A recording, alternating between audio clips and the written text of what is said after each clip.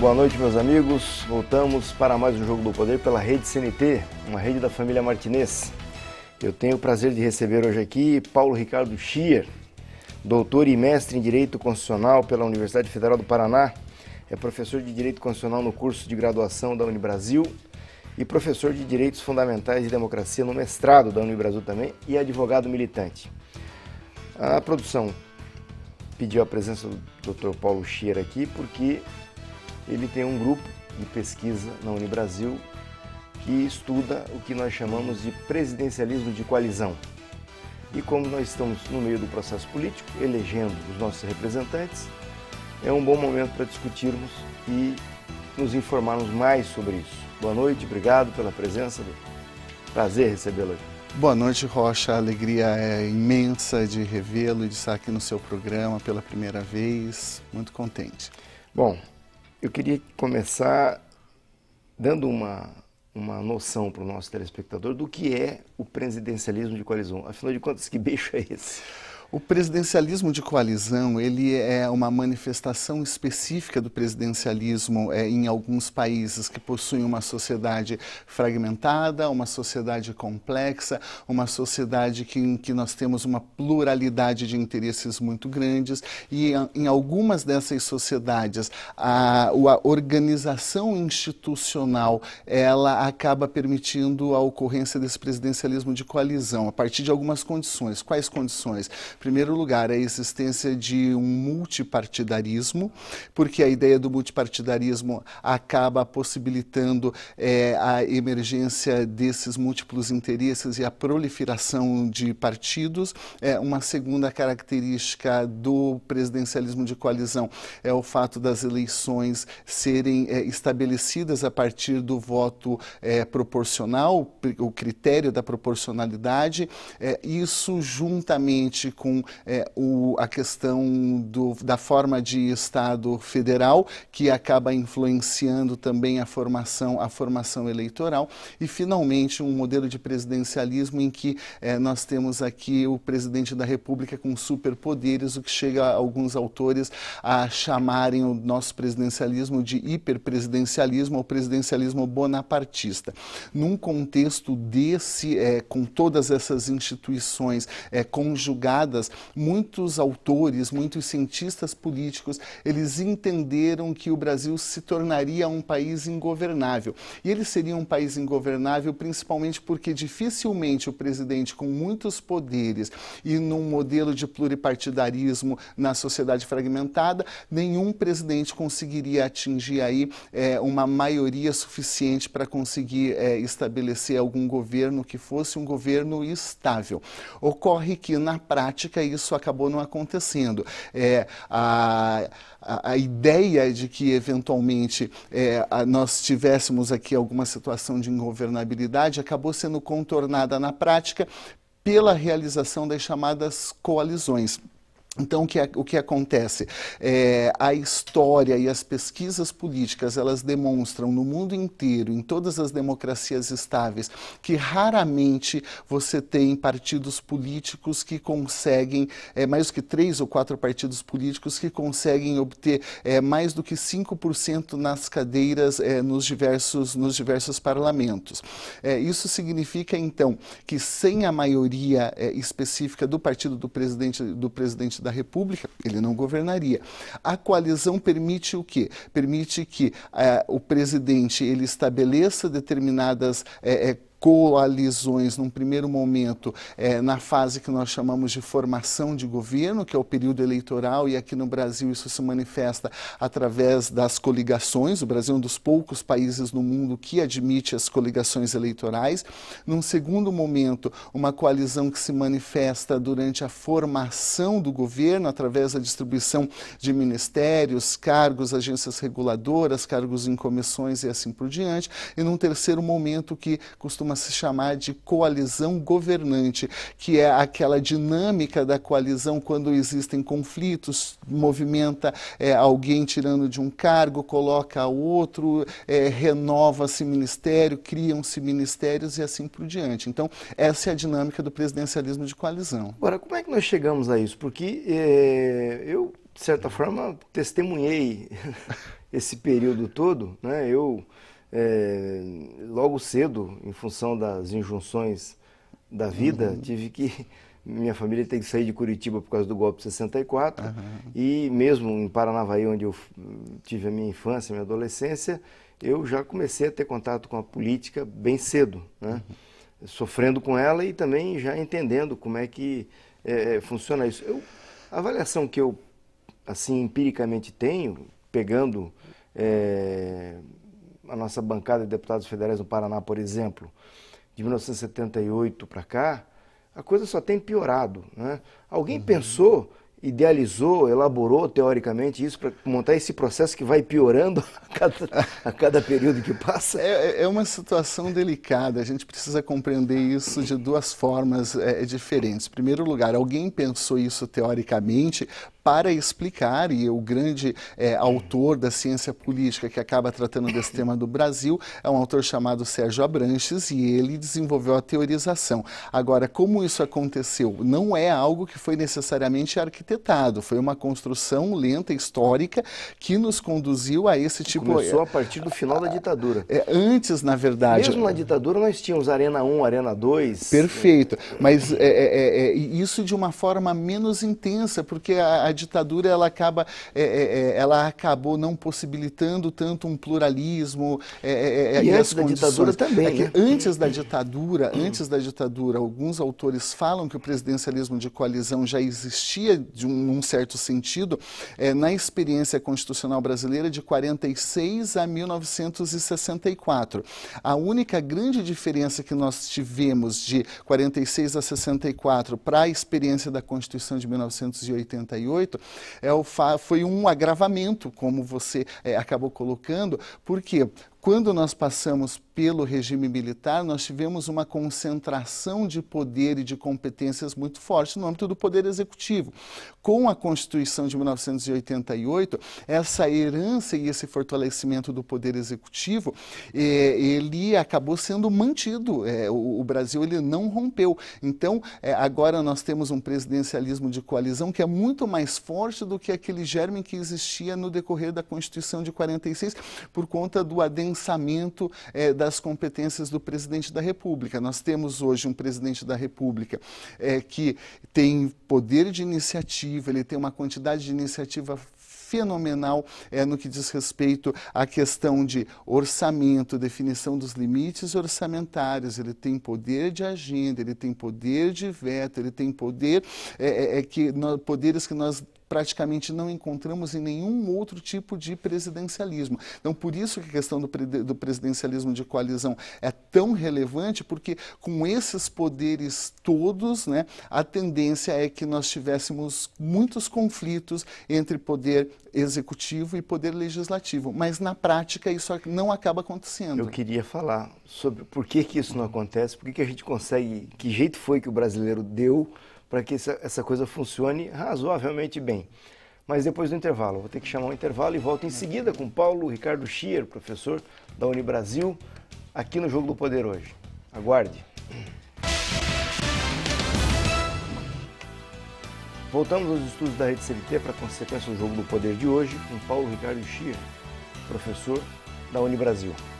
Bom, nós falamos aqui fizemos uma rápida passagem pelo período de 45 a 64 e depois retomando com a Constituinte de 88. Eu me recordo que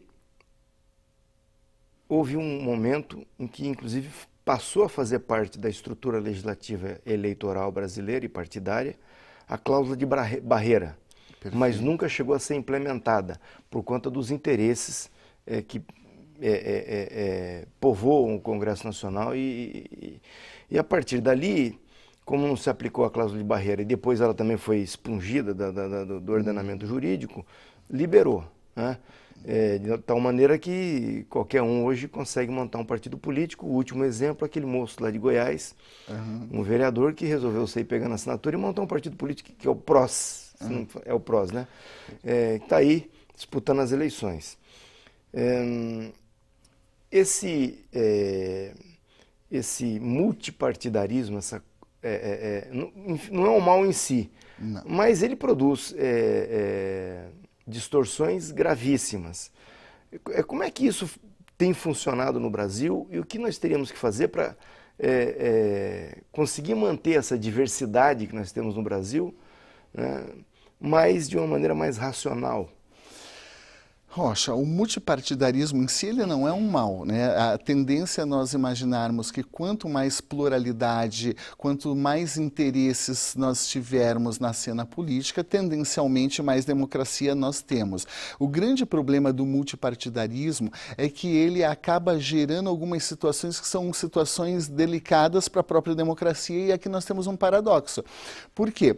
Esse paradoxo do multipartidarismo, ele reside no fato do que alguns cientistas políticos norte-americanos, eles chamam de teorema ou paradoxo do multipartidarismo, que significa o seguinte: quando você tem muitos partidos políticos numa disputa eleitoral, e principalmente com voto obrigatório, todos os partidos políticos, considerando que a sociedade é muito fragmentada e os interesses são fragmentados, todos os partidos políticos, se eles forem disputar apenas os votos vinculados a uma determinada tendência ideológica, a possibilidade deles se elegerem é muito pequena. Então, o que acaba acontecendo? Para que todos os partidos políticos eles concorram ou eles briguem por todo o universo de votos, os partidos políticos, então, eles vão se dirigindo ao centro, porque quanto mais ao centro,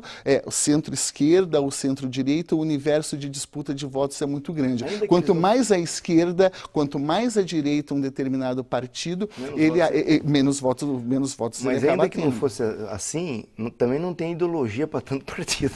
Também não existe ideologia para tanto partido, evidentemente, o que acaba mostrando, então, um fenômeno do que nós chamamos de partidos eventuais ou de partidos de ocasião, que eles acabam não se vinculando a projetos políticos ou projetos ideológicos, mas sim à defesa de alguns interesses muito específicos, o que não é necessariamente nocivo para a democracia. O que não é necessariamente nocivo para a democracia. O que é nocivo para a democracia é que, nesse contexto de pluripartidarismo, nós temos o voto obrigatório. E o voto obrigatório aqui, ele acaba gerando essa centralização, essa homogeneização de projetos dos diversos partidos. Isso é um lado positivo, mas alguns também colocam o voto obrigatório nesse aspecto como um dado positivo e não negativo. Positivo por quê? Porque a partir do momento em que todos os partidos eles têm que disputar os votos, inclusive das classes menos favorecidas, para que eles conquistem o voto que é obrigatório, inclusive para essas classes, isso faz com que mesmo os partidos de direita acabem colocando projetos sociais nos seus planos de governo. Então, aqui é mais uma situação bastante interessante que nós temos de, ao mesmo tempo, o voto obrigatório... positivo um viés positivo, mas ao mesmo tempo que é um viés positivo, é um viés negativo também, ele tem um certo perfil negativo, na medida em que acaba homogeneizando a disputa eleitoral a partir de programas parecidos. Até porque, se os programas não forem parecidos e não forem relativamente próximos do centro, muito dificilmente a coalizão consegue se estabelecer. Então, porque senão partidos muito de direita, muito de esquerda, eles vão ter que abrir mão de aspectos fundamentais. Então, acaba se colocando planos de governo, planos partidários que são bastante neutros, digamos assim, para que essas coalizões sejam possíveis. O exemplo disso é que agora, recentemente, na formação da base eleitoral que está apoiando a presidente Dilma, o PT tentou colocar o tema da regulação da mídia e não conseguiu. Saiu. Agora mesmo o Aécio Neves tinha feito um discurso inicial de que iria fazer um governo de austeridade e já recuou. Está querendo fazer o Bolsa Família programa de governo, de Estado, enfim.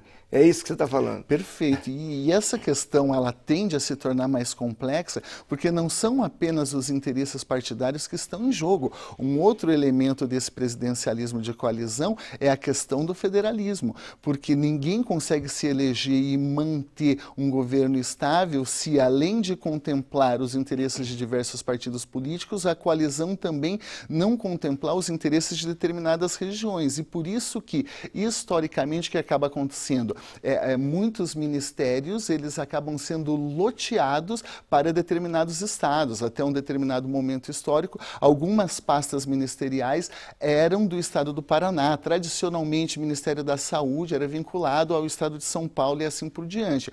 Então, isso vai pluralizando e vai dificultando cada vez mais esse acerto de políticas mais austeras ou de questões mais polêmicas. A coalizão, para agradar tanto os parceiros, e essa é a expressão, infelizmente, que se utiliza, os parceiros regionais, quanto os parceiros partidários, tem que retirar dos planos de governo e das propostas tudo aquilo que for polêmico, senão a coalizão não se estabelece. Bem, por isso também que dificilmente os candidatos se põem a falar sobre temas como homossexualismo, aborto, temas que dificilmente encontram consenso dentro de um processo de coalizão desse. Né? Perfeitamente, essa é a tendência. Evitar os temas mais polêmicos, evitar as questões mais delicadas em termos de sociedade, porque senão a possibilidade de você desagradar setores e grupos bastante específicos no âmbito da sociedade é muito grande. Agora, a grande pergunta que fica quando você discute esse tema do presidencialismo de coalizão é a questão se, afinal de contas, o presidencialismo de coalizão é um bem ou se é um mal. Porque muita gente defende o presidencialismo de coalizão dizendo que esse modelo de presidencialismo foi a forma que o Brasil encontrou para garantir governos estáveis e governos fortes. Eu vou ter que te interromper porque eu quero voltar a partir desse ponto para deixar você raciocinar com mais folga no próximo intervalo. Vamos a mais um breve intervalo e voltamos em seguida para a sequência do bate-papo com Paulo Ricardo Schier, hoje no Jogo do Poder. Voltamos aos estúdios da Rede CNT para a sequência do Jogo do Poder de hoje. Daqui a pouquinho você vai assistir o Balanço Esportivo direto do Rio de Janeiro. Depois do Jogo do Poder, em seguida, entra o Balanço Esportivo no ar. Bom, para emendar o raciocínio teu do final do último bloco, sobre a questão se é bom ou ruim o presidencialismo de coalizão, eu me lembro que nós tomamos algumas providências no Congresso Nacional. Por exemplo, apesar de não ter vingado a cláusula de barreira, a cláusula de barreira é o seguinte: quando um partido não atinge determinado número de votos nacionalmente, ele não tem direito a fundo partidário, dinheiro do fundo partidário, não tem direito a horário eleitoral e tal. Isso acabou não ficando na legislação, mas os partidos são obrigados a ter representação nacional, né? Que é uma forma de evitar aqueles partidos regionais que nós tínhamos antes, que era a corporificação dos interesses locais. Né? Exatamente. E no âmbito do parlamento, e mesmo agora também, nem todo partido tem acesso ao horário eleitoral e quando tem, para ter bom horário eleitoral, tem que ter boa representação. E no Congresso Nacional, internamente, tem o programa da liderança, dos colegiados, que são mecanismos para amenizar esse impacto do presidencialismo de coalizão. Para onde você acha que nós deveríamos caminhar? Nós estamos indo aqui para o último bloco do programa. Para acabar, eu não vejo como, mas melhorar. Rocha, é muito difícil, é uma opção política que nós temos que fazer. Por um lado, nós temos que fazer entre uma escolha por governabilidade e por tentar criar um modelo de democracia que conduza os diversos grupos políticos ao diálogo e, em democracias muito consolidadas, em democracias maduras, essa é efetivamente a melhor resposta. Agora, eu particularmente entendo que em países como o Brasil, esse modelo é um modelo que tende a levar ao caos. Produzir corrupção. Por quê? Porque nós temos historicamente uma tradição de clientelismo, nós temos uma tradição patrimonialista no nosso país e o presidencialismo de coalizão, ele não acaba proporcionando coalizões que conduzam a um governo para a construção de grandes projetos nacionais dentro de uma administração específica. O presidencialismo de coalizão, ele acaba, na verdade, gerenciando os grupos, os interesses desses diversos grupos fracionados, tanto de partidos políticos que integram a coalizão, quanto dos chamados parceiros regionais, de modo que isso acaba impedindo, num primeiro momento, que nós tenhamos aqui a possibilidade de grandes políticas públicas que sejam políticas públicas dotadas de coerência. Então, a gente tem uma política pública na área da saúde que não se coaduna com a política pública no campo da habitação, que não é uma política pública que seja coerente com o que nós temos em outros setores e assim vai.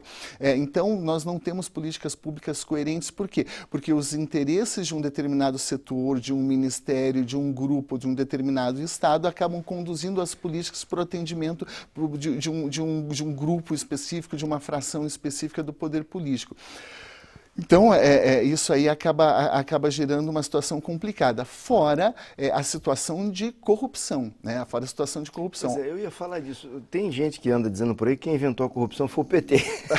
Mas desde que eu me conheço por gente, no tempo da ditadura se distribuía rádio, televisão e toda sorte de clientelismo. Acabou a ditadura, nós entramos na democracia. Nós vimos distribuição de rádio para o seu Sarney conseguir os seus 5 anos de mandato. Emissora de rádio para deputado, para político. Depois veio o Fernando Henrique.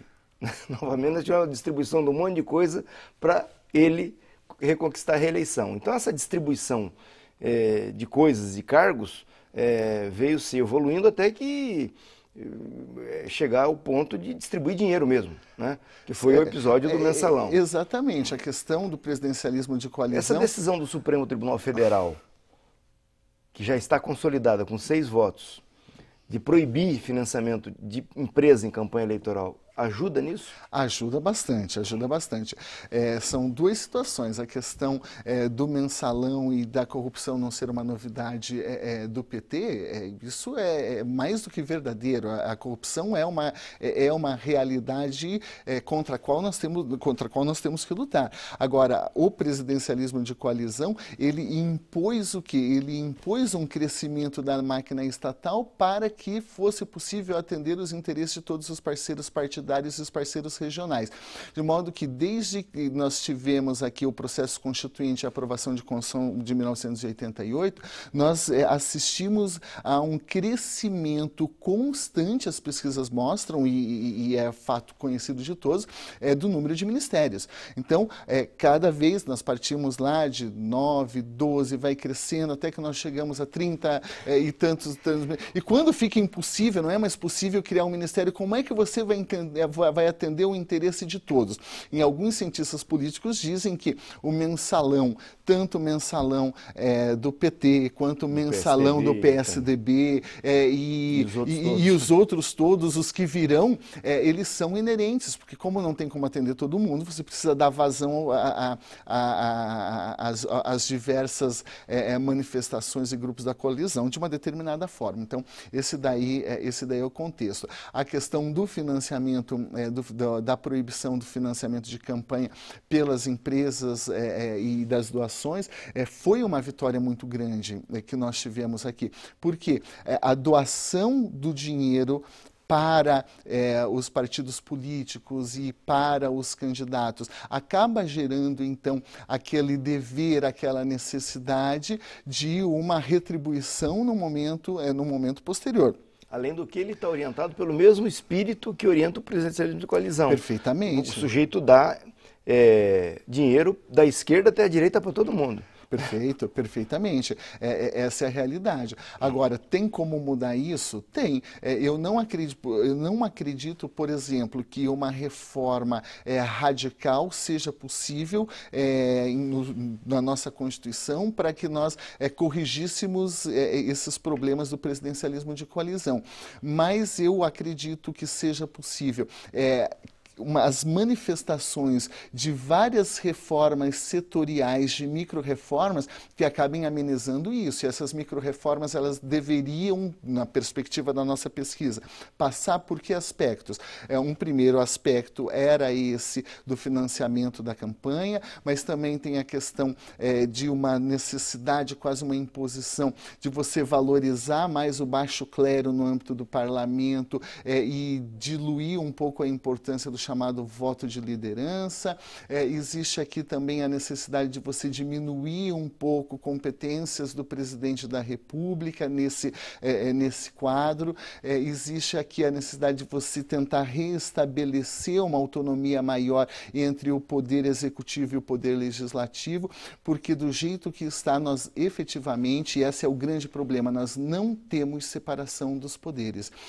Nós vemos aqui executivo e legislativo no presidencialismo de coalizão agindo em bloco. E quando o executivo e o legislativo atuam em bloco, isso daí é extremamente complicado, porque nós não temos mais a possibilidade de um controle efetivo típico do mecanismo de separação dos poderes. Então, quem acaba virando o árbitro da cena política, se esse controle recíproco não existe mais no contexto de presidencialismo de coalizão, por conta da coalizão? Por isso que nós vemos, então, o Supremo Tribunal Federal assumir um certo papel de árbitro do cenário político,